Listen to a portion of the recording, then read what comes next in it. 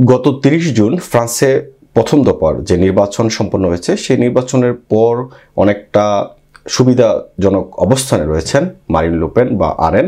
Marin লুপেনের যিনি প্রধানমন্ত্রী পদপ্রার্থী জর্দান বারদেলা, তিনি বিভিন্ন টকশো, বিভিন্ন প্রচারণা অংশ নিয়ে অভিবাসন বিদ্বেষী তিনি মনোভাব প্রকাশ করেছেন এবং তিনি কি পরিকল্পনা করেছেন সেই বিষয়গুলো সামনে আসার পর যারা অভিবাসী রয়েছে তারা কিন্তু অনেকটাই শঙ্কিত রয়েছে যে মারিন লুপেন ক্ষমতায় আসবে কিনা।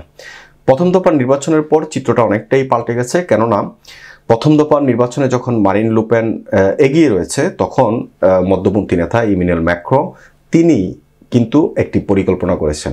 তিনি বামপন্থীদের সাথে জোট গঠন করেছেন এবং প্রায় 218টি আসন ছেড়ে দেওয়া হয়েছে, প্রার্থিতা প্রত্যাহার করা হয়েছে। যে সমস্ত আসনগুলোতে আসলে মধ্যপন্থী এবং বামপন্থীরা যেভাবে ঐক্য গঠন করে এই আসনগুলো ছেড়ে দিয়েছে যেন নিশ্চিত জয় পাওয়া যায় সেই বিষয়টি সামনে রেখে।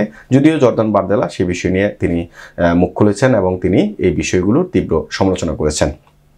আজকে শুক্রবার, আগামীকাল শনিবার এবং রবিবার 7 জুলাই দ্বিতীয় দফার ভোট গ্রহণ অনুষ্ঠিত হবে ফ্রান্সে।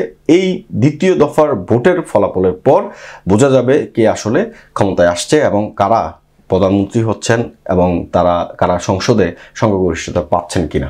তবে বিভিন্ন জরিপ যেটা বলছে যে সংখ্যাগরিষ্ঠতা পাওয়াটা অনেকটাই চ্যালেঞ্জ। মারিন লুপেনের কঠোর ডানপন্থী দল সংখ্যাগরিষ্ঠতা পাবে না, নিউ ফ্রন্ট পপুলার বামপন্থীদের জোট সংখ্যাগরিষ্ঠতা পাবে না, ইমানুয়েল ম্যাক্রোর টুগেদার যে জোট সেটাও সংখ্যাগরিষ্ঠতা পাবে না, এমন একটি জরিপ কিন্তু আসলে প্রকাশ করা হয়েছে। সেই জরিপে বলা হচ্ছে 30 জুন প্রথম দফার ফলাফলের পর আরেনের নিরঙ্কুশ সংখ্যাগরিষ্ঠতা ঠেকাতে যেসব আসনে আরেন এগিয়ে আছে সেসব আসনে নিজেদের তৃতীয় অবস্থানে থাকা প্রার্থীদের মধ্যে 220 জনের বেশি প্রার্থী প্রত্যাহার করে নিয়েছেন। বামেদের জোট নিউ ফ্রন্ট পপুলার এবং ইমানুয়েল ম্যাক্রোর জোট টুগেদার, তারা যে সমস্ত আসনগুলোতে অর্থাৎ ডানপন্থীদের জয়ের সম্ভাবনা রয়েছে সেই জায়গা থেকে তারা আসলে প্রার্থীতে প্রত্যাহার করছে এবং তারা একটা প্রার্থী সেখানে রাখতে চায়। এমন অবস্থায় 7 জুলাই দ্বিতীয় দফার নির্বাচনের সম্ভাব্য ফলাফলে কিছুটা পরিবর্তন আসবে বলে ধারণা করছে রাজনৈতিক বিশ্লেষকেরা।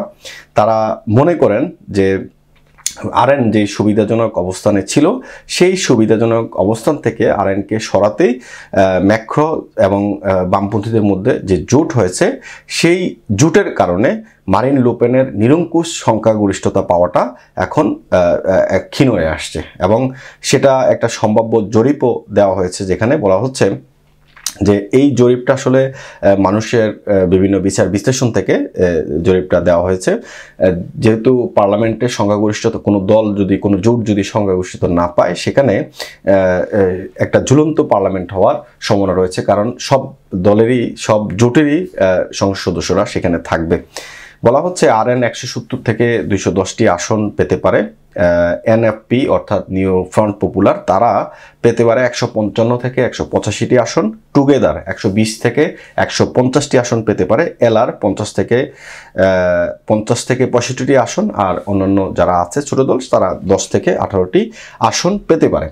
তাহলে এখন বলা হচ্ছে যদি কোনো জোট সংখ্যাগরিষ্ঠতা অর্জন না করে তাহলে পার্লামেন্টটা কিভাবে হবে। পার্লামেন্টে বিভিন্ন জোটের সংসদ সদস্যরা থাকবেন, তখন কিন্তু কোনো ধরনের ডিসিশন যেটা একক সংখ্যাগরিষ্ঠতা থাকলে যে সমস্ত ডিসিশনগুলো নেওয়া যেত তখন কিন্তু সেটা সম্ভব না। এবং জর্দান বারদেলার যে সমস্ত বক্তব্যগুলো, তিনি যদি একক সংখ্যাগরিষ্ঠতা বা নিরঙ্কুশ সংখ্যাগরিষ্ঠতা না পান তাহলে কিন্তু তিনি সেই বিলগুলো পাশ করতে পারবেন না।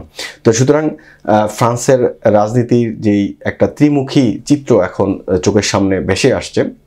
আরেকটি বিষয় সেটি হচ্ছে যুক্তরাষ্ট্রেও কিন্তু সামনে নির্বাচন এবং ডোনাল্ড ট্রাম্পের ক্ষমতা আসার সম্ভাবনা আমরা দেখছি এবং বিশ্বব্যাপী যেভাবে উগ্রপন্থীদের, উগ্র চরমপন্থীদের, উগ্র ডানপন্থীদের উত্থান হচ্ছে বিভিন্ন দেশে দেশে, এটা কিন্তু ভবিষ্যতের জন্য অনেকটাই সংখ্যা যারা অভিবাসী হিসেবে বিভিন্ন দেশে বসবাস করছেন তাদের জন্য একটা চিন্তার বিষয়। কেননা এই সমস্ত উগ্র ডানপন্থী দলগুলো সাধারণত অভিবাসী বিদ্বেষী হয়ে থাকে এবং অভিবাসীদের জীবনযাত্রাকে হুমকির দিকে নিয়ে যাওয়ার জন্য তারা নানান পরিকল্পনা বা সেটিগুলো বাস্তবায়ন করার জন্য তারা কিন্তু কাজ করবে। তো সুতরাং দ্বিতীয় দফার ভোটে প্রবাসী বাংলাদেশি যারা আছেন নিশ্চয়ই দ্বিতীয় দফার ভোট কেন্দ্রে যাবেন এবং আপনারা সব কিছু বুঝে শুনে আপনাদের পছন্দের প্রার্থীকে, যাকে ভোট দিলে অভিবাসীদের জন্য কাজ হবে, যাকে ভোট দিলে অভিবাসীদের জন্য সহায়ক ভূমিকা রাখবে, সেই প্রার্থীকে আপনি বেছে নেবেন এবং তাকেই ভোটটা দিবেন।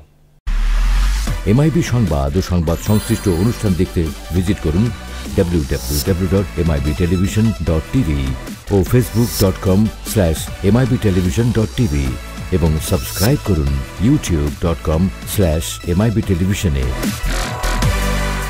MIB টেলিভিশন, সত্য খবর, সঠিক খবর।